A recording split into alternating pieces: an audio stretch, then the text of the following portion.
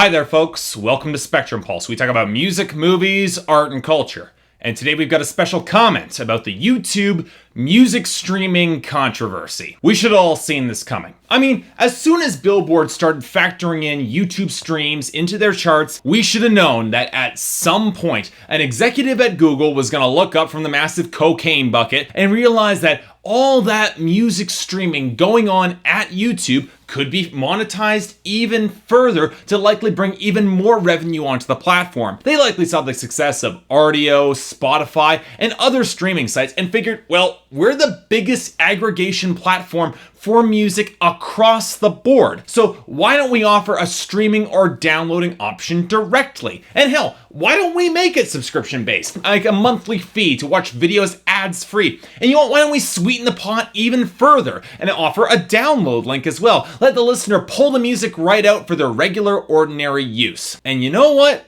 In theory, this is a solid idea until you start looking at some of the details and some of the fine print, until you start considering the implementation of such an idea. As such, I've got a series of questions that I'd like to ask Google and YouTube, just for my own understanding. Questions that really do need answers before you shove this system out and get some form of massive public outcry in the vein of what happened with Content ID in video games. That explosion of righteous fury, that was mostly limited to that sector and that industry and the YouTubers that consume that particular media. You're now tackling a much bigger monster. And from the media's current coverage of this expanding debacle, you should be in damage control if you aren't in it already. So, keeping in mind that I'm intrigued by this streaming option, and you know what, I even think that it could work, I've got a few, let's call them concerned questions. Number one, regarding the downloads, I'm assuming it's just an audio version of the video, correct? That would make the most sense. It'd be the simplest to implement, given that you've done your absolute best to drive anyone downloading YouTube videos with third-party plugins out of business. But you know what?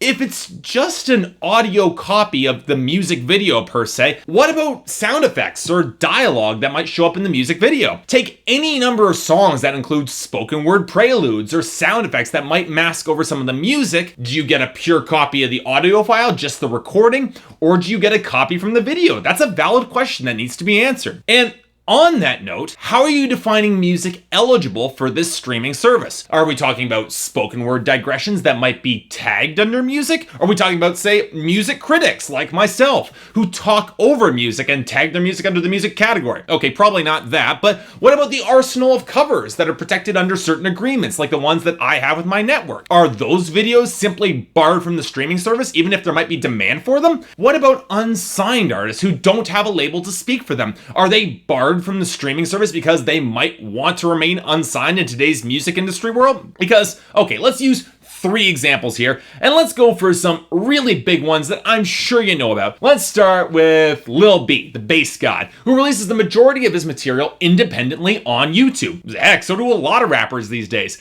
and many of them are unsigned or on very, very small labels. Why would you bar them from a streaming service that might allow them to blow up, get big, and make you rather disturbing amounts of money just because of their content? Or take Lindsey Sterling, one of the best examples of a YouTube success story and beloved by millions for good reason. So, would you bar her from your streaming service if she doesn't want to sign on to a major label? Or let's even get bigger than that. Let's talk about Macklemore and Ryan Lewis, an independent rapper and producer on their own label who fought hard for their independence. They wrote songs about it and notched 3 of the highest charting singles of last year. Are you going to bar him from your streaming services when he wants to release that next album independently on his own? And this takes us to the second question, because why the hell would these artists want to sign up for this streaming service? Indeed, if they are being forced to sign up, but we'll get to that, if the terms aren't fair and equal. Because multiple sources have confirmed you're not giving independent labels the same terms you might give, say, major labels like Universal or Sony or Columbia. And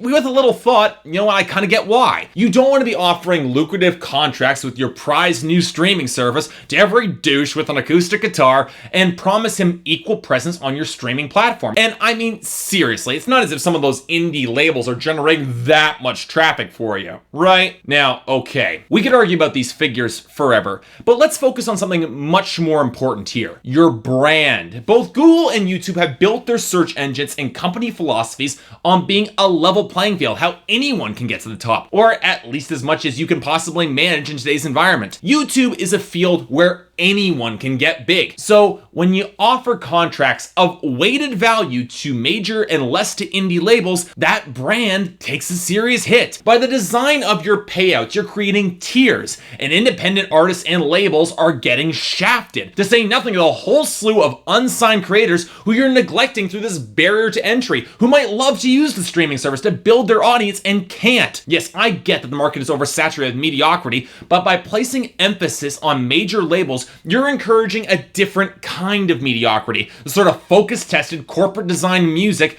that neglects artistry and true experimentation. But you know what, that's music quality, that's secondary here, it's subjective. The more important element is the appearance of a tiered system, where an act must be affiliated with a major label to get paid the most. And you know, I seem to recall some of your objections to another tiered system that works against a level playing field with regards to, say, net neutrality. So don't you think it rings more than a little bit hypocritical to promote a very similar system in broad principle here? But then you made a mistake. A really, really big mistake. Which takes us to our third question. Why the hell did you threaten indie labels that you'd pull all of their content, even on free ad-supported YouTube, if they didn't sign your contract? Putting aside how this flies in the face of your own company philosophy and morality, you had to know this was going to get out to the news media, right? You knew that there was going to be a firestorm of rage from this in terms of indie labels, the music press,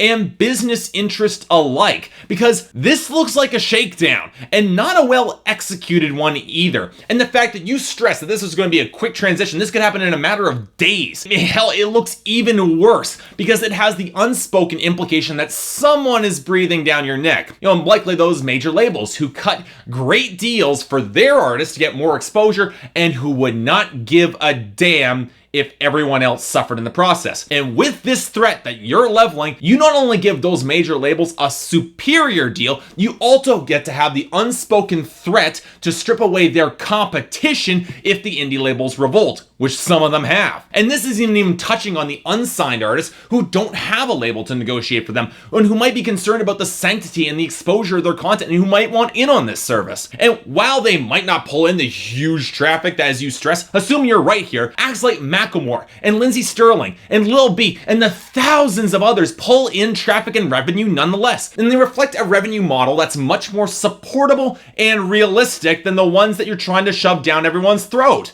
So what gives? So okay, at this point, you're in damage control. If you're not, you plainly should be, because this bad press for your new streaming service looks absolutely horrible. You tried to placate some people by saying that, oh sure, some of the indie content will be on Vivo, it'll be safe, but Vivo's going out of business. And with the attempted speed of this transition, the shakedown tactics, and the fact that you're stubbornly refusing to release more information and comment on this, your brand has taken a serious body blow. And putting aside that this immediately taints your streaming service from the get-go, it also shakes the already shaky confidence that some content creators on this site have in your platform. Because you should know better than anyone else that it doesn't take much from people to jump from a sinking ship, especially in the age of the internet. In the end, the consumers don't win here, the artists certainly don't win, you don't win in the long term. The only people who do end up winning here are major record labels who could not get a rat's ass about you outside of just treating you as a service and a lapdog. So I have to ask the question,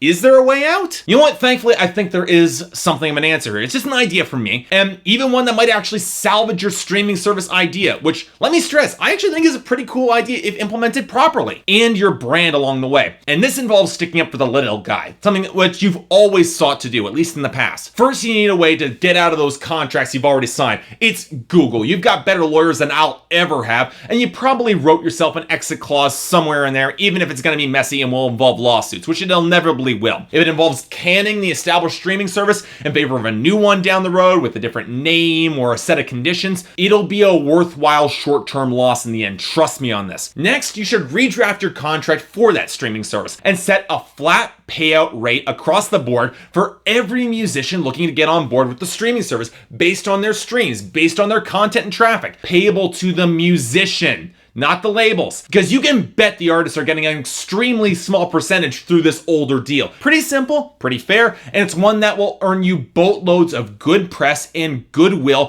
for keeping a level playing field. Now, admittedly, you will piss off the major labels of this particular contract dodge, but that's why you don't deal with them and you set the terms. YouTube, Google, the record labels need you a hell of a lot more than you need them. The times have changed. The major hit music the past couple of years, especially on the charts, has been defined and shaped by the internet, not by mainstream record executives. And with your power and ubiquity, you can dictate the terms of these conversations, or at least you should be. You don't need to roll over and die whenever a major label record executive walks into the office convinced that they're still in the mid-90s and they deserve golden handkerchiefs and toilet paper. They are the dying institution, not you. And hopping on their ship is a quick way to irrelevance, and I don't want to see that happen. So Google, YouTube, what are you gonna do?